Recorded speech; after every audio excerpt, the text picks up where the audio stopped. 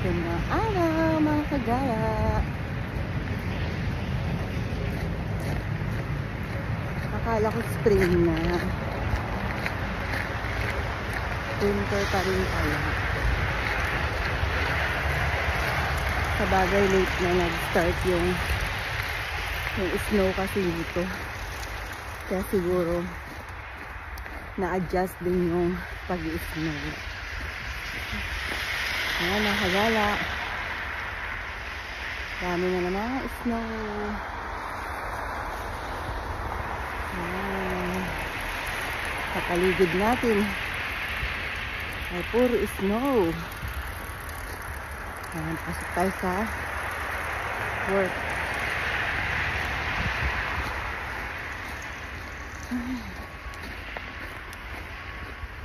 Hinihika ako. Inaasma ako kasi parang ilang araw na rin may snow. Ayan. Ito yung hindi maganda talaga kapag nasa Canada ka tapos may asthma ka. Struggle is real. Medyo nakapal yung snow na halala. Pero wala, makikita nyo naman may araw. At sa wakas nagamit ko na rin yung aking winter shoes. Ayan. Sobrang ganda pala nitong gamitin mga kagala. Unlike kapag naka-rubber shoes ka, madaling mabasa, madulas. Pero ito, kahit mabilis ka maglakad, very safe. Ayan. Hindi siya madulas. Hindi ka madidisgrasya. Yan yung kagandahan pag mayroon ka winter boots. Ayan, nakagala. Ayan. Hanggang dito lang siya. Style siya rubber shoes. Ayan. Style rubber shoes pero tiniklop ko lang. May warmer din siya sa loob. Ayan.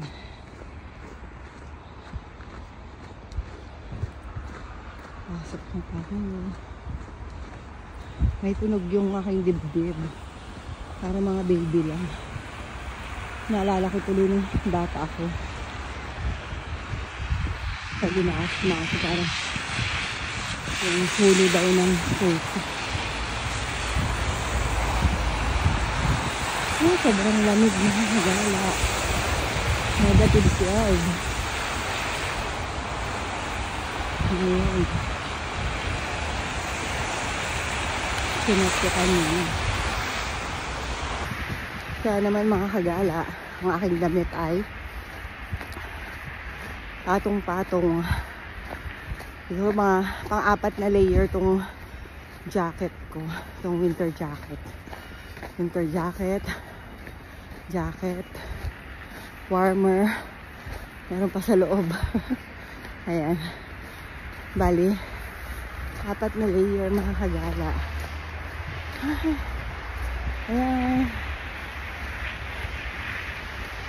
Namin yun. Dito ako kagabi nagtatatakbo. Nakakatuwa. Minsan nakakatuwa yung snow. Minsan nakakainis. Pero maganda siya. Kumukuti-kutitap. Ayan. Parang may mga diamonds. Dun sa snow. Kasi di ka naman matutuwa talaga kapag nadulas ka mga kagala. Lalo na kapag hindi ka naka winter boots or winter shoes. At even yung mga sasakyan na hindi naka winter tire, kahapon daw ang daming cases ng accident dito. Kasi nga ang thinking ng mga tao is spring na. So yung mga winter tire nila, pinalitan na nila ng summer tire. Kaya nung all of a sudden biglang nag severe snow. Ayun. Madaming mga nakasummer car. Ang nangyari kagabi, maraming mga accident.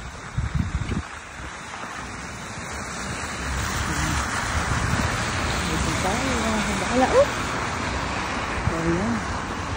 Madulas pa rin talaga. Kailangan alalay ka pa rin. Engine back ang iyong walk. Ito ang mga disadvantage pag nag-i-snow. Sobrang lamig, sobrang dulas. Pero maganda pag masdan yung snow. Kaya lang syempre, pag prolong stay ka sa labas, ay sipon sakit ang abot. Ang abutin. Wala. Naghintay tayo dito na ating bus. Sobrang lamig. Sobrang lamig. Kagaya. Kamusta kayo? Kasi na.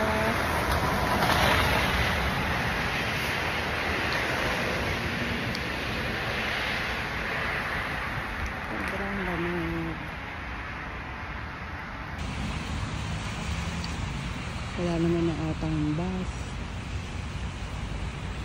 Aga-aga ko pa na umalis. Minsan kasi pagka ganitong snow, talagang mabagal ang mga bus. Lalo na yung syempre ina-anticipate nila yung accident na ganyan. Lalo na kapag hindi ka naka-winter sa madulas, slippery.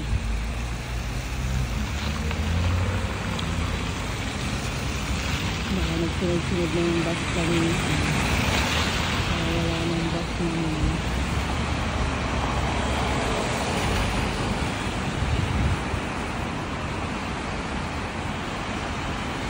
Yan mga kagala. First time ko tong nasuot. Ayan. Kasi akala ko spring na wala ng snow.